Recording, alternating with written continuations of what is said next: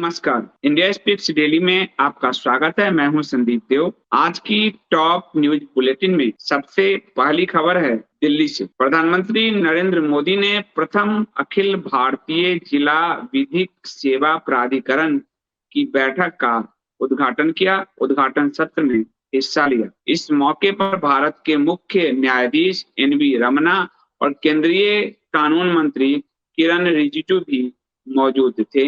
ये 30 और 31 जुलाई को डीएलएसए की पहली राष्ट्रीय स्तर की बैठक विज्ञान भवन में हो रही है। इस समय देश में 676 जिला विधिक सेवा प्राधिकरण है।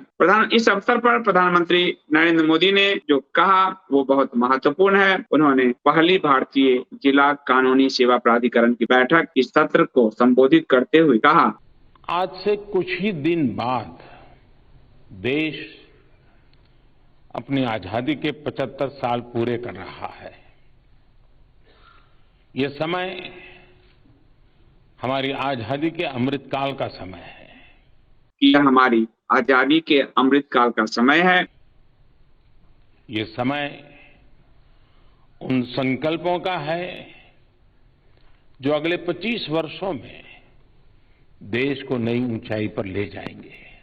और यह उन संकल्पों का समय है जो 25 वर्षों में देश को नई ऊंचाई पर ले जाएंगे। यानी प्रधानमंत्री अब लगातार अपने भाषण में एक बात फोकस कर रहे हैं कि अगले 25 साल, यानी वो जो अगले 25 वर्षों में देश को नई ऊंचाई पर ले जाएंगे।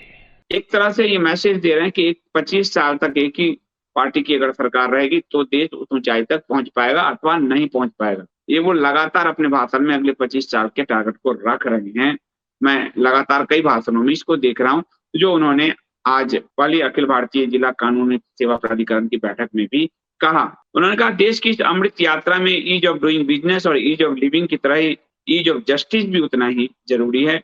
न्याय बहुत आवश्यक है। पीएम मोदी ने कहा कि किसी भी समाज के लिए जुडिशियल सिस्टम तक एक्सेस जितना जरूरी है उतना ही जरूरी जस्टिस डिलीवरी भी है। इसमें एक अहम योगदान जुडिशियल इंफ्रास्ट्रक्चर का भी होता है। पिछले 8 वर्षों में देश के जुडिशियल इंफ्रास्ट्रक्चर को मजबूत करने के लिए तेज गति से काम हो रहा है। उन्होंने कहा, फिर इसमें उन्होंने वीडियो कॉन्फ्रेंसिंग इंफ्रास्ट्रक्चर का पर बात की, टेक्नोलॉजी पे बात की। उन्होंने इस अवसर पर हमारे केंद्रीय कानून मंत्री किरण रिजिजू ने कहा कि आज पहली बार अखिल भारतीय जिला विधिक सेवा प्राधिकरण की बैठक दिल्ली में हो रही है। हमारे देश में जन जन तक न्याय की अंतिम मील तक इसे पहुंचाना बड़ी चुनौती है। उन्होंने कहा कि कानूनी सेवाओं के वितरण में समता, जवाबदेही और सुलभ पहुंच, इन 3 आवश्यकताओं को सुरक्षित करने के लिए हम नागरिकों की भागीदारी को अमल में ला सकते हैं। लेकिन कानून में नागरिकों की भागीदारी कैसे होगी, ये बात अभी अधूरी ही है। नागरिकों की भागीदारी तो कहीं दिखती नहीं है, न किसी भी प्रोसेस में नहीं दिखती है। पर उन्होंने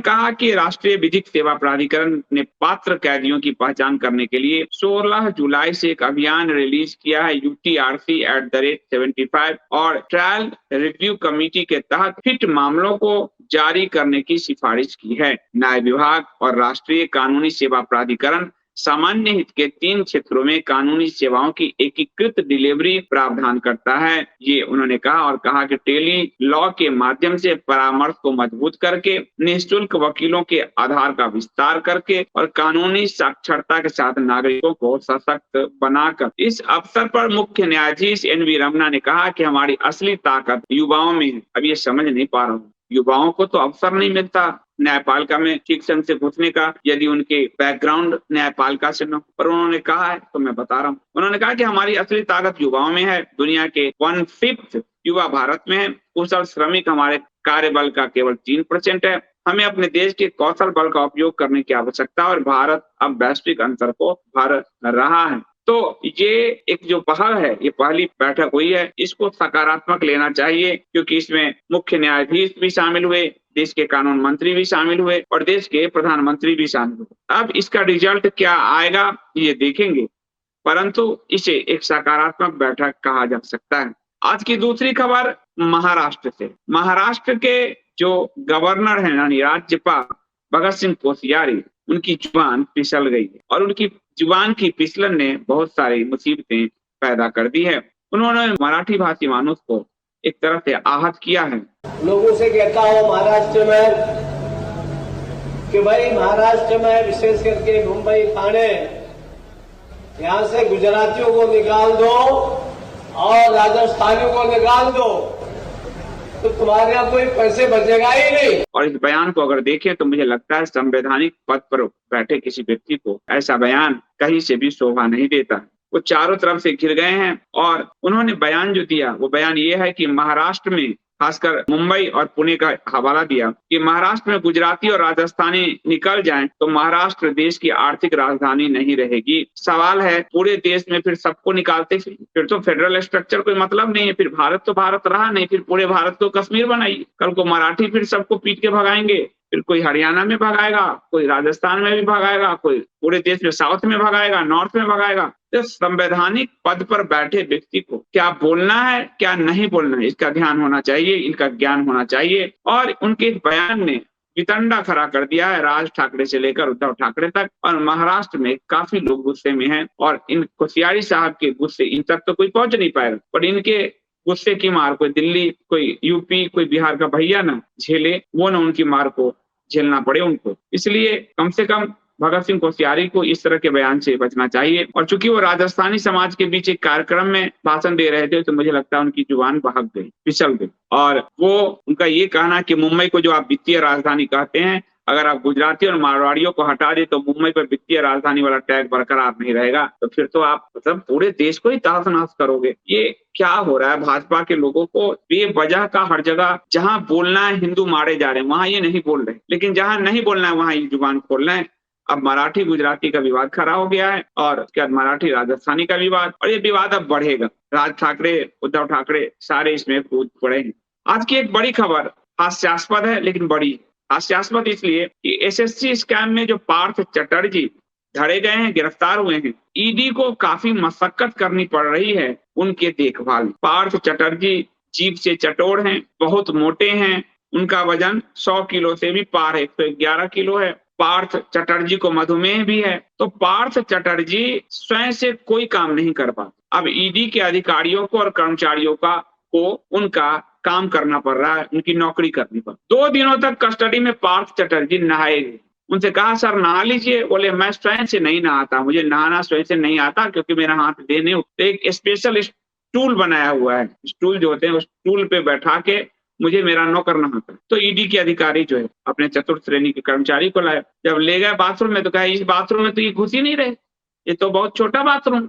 तो उनको अब अधिकारियों वाले बड़े बाथरूम में ले जाएगा, तो उनको बैठा के कर्मचारी ने रगड़ के नहाए। अब रगड़ के नहलाने के बाद कपड़ा, अब मुझे कपड़ा पहनाओ क्योंकि मेरे हाथ नहीं उठते, मैं खुद से कपड़ा नहीं पहनता हूँ, तो वहाँ कपड़ा पहनाने के लिए भी उनके घर पे नौकर। तो फिर अधिकारी अब उनको कपड़ा पहनाए। फिर जूता भी वो खुद से नहीं बांधते हैं, मैं नहीं झुक पाता तो जूता उनका घर पे नौकर बांधता था, अब इनको जूता भी बांधने पड़ रहे। चावल बहुत खाते हैं बंगाली है, अब इनको चावल बंद किया गया है कि रोटी खाइए, कि आपका मोटापा हमारे लिए मुसीबत पैदा कर रहा है। तो उनको नहाने से लेकर कपड़ा पहनाने तक का काम ईडी को करना पड़ रहा है। थोड़ी हास्यास्पद है ये खबर, पर है इंटरेस्टिंग। वो इसलिए कि नेताओं का जीवन देखिए, नौकरों आदि के भरोसे ही वो रहते हैं, वो खुद से नहा भी नहीं पाते, खा भी नहीं।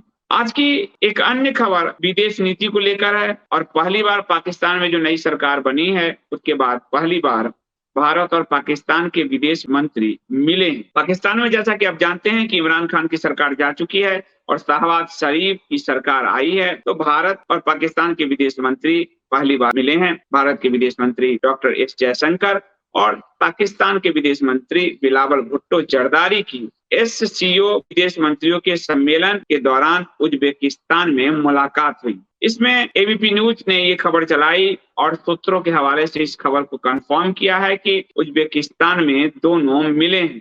और साथ साथ ये भी पता चला है कि फिलहाल उन दोनों में कोई द्विपक्षीय वार्ता नहीं हो पाई।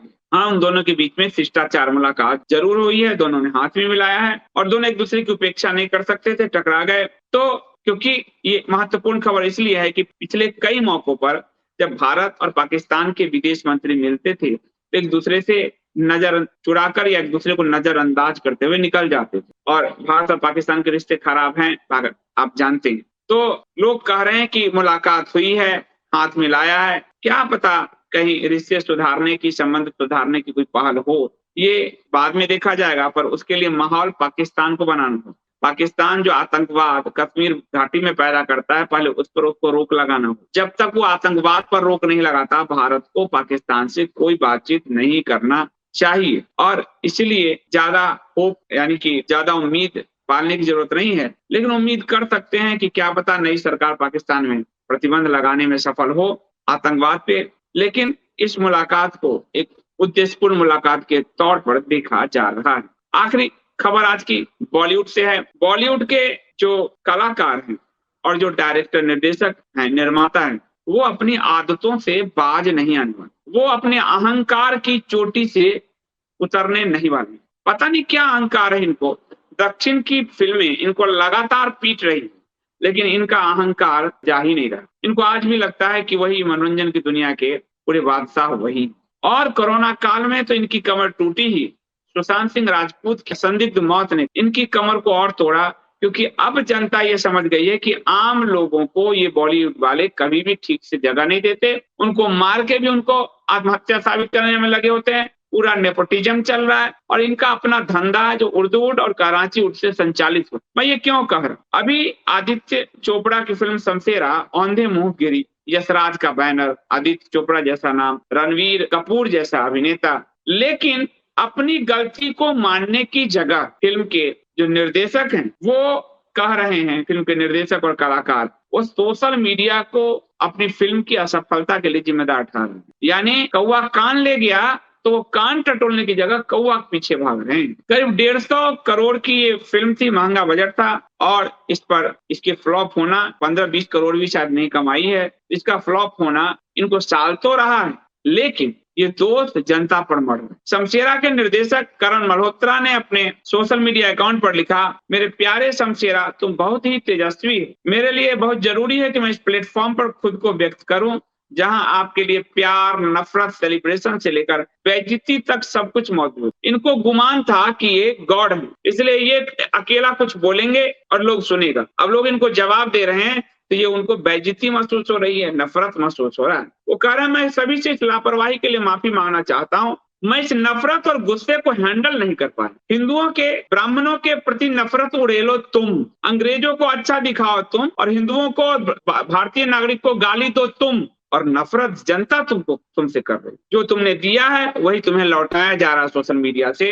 इसलिए दूसरों को दोष देने से अच्छा है कि अपने गिरेबान में झांको और ये भूल जाओ कि आप फूहड़ फिल्में बनाओगे और लोग पसंद करेंगे। इसलिए आप नफरत परोसोगे, आपको नफरत ही मिलेगा। उसके बाद जो है संजय दत्त ने भी एक बड़ा सा नोट जो है अपने इंस्टा पे जारी किया, काफी लंबा है, और जनता ने जब उनको जवाब देना शुरू किया तो उन्होंने कमेंट सेक्शन अपना बंद कर दिया। यानी इनकी स्थिति ये है रवीश कुमार जैसी कि अकेला बोलता है, नीचे यूट्यूब का कमेंट सेक्शन बंद होता है, और लेकिन ये सुनने को राजी नहीं है, समझने को राजी नहीं है, और लगातार जनता को दोष दे रहे हैं। जनता इस बात को सुने और समझे कि इन लोगों की फिल्म को आप बहिष्कार ही कीजिए। अभी आमिर खान का लाल सिंह चड्ढा भी आ रहा है, ये बहिष्कार होने लायक, क्योंकि ये आपको गाली देते हैं। आप अपने 300-500 रुपए खर्च करके एक टिकट पे जाते भी हो, और आप इनको सर आंखों पे उठाओ तो बहुत बढ़िया, आप इनको आईना दिखाओ तो बहुत खराब। इसलिए इनमें अहंकार पनप गया है, उस अहंकार को दूर करना पड़ेगा इनको, नहीं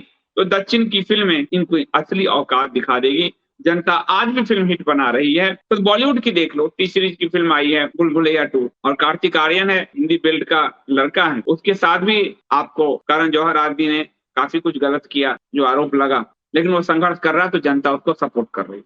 तो अच्छा है कि संजय दत्त, अच्छा है कि आदित्य चोपड़ा, अच्छा है कि करण मल्होत्रा, आप जल्दी सीख जाए, वरना जनता उठा के बाहर फेंक देगी। जनता ने ही तुम्हें सर माथों पे बैठाया है, उसको, जनता को तुमको गिराने में जरा भी वक्त नहीं लगेगा। आज के न्यूज बुलेटिन में इतना ही।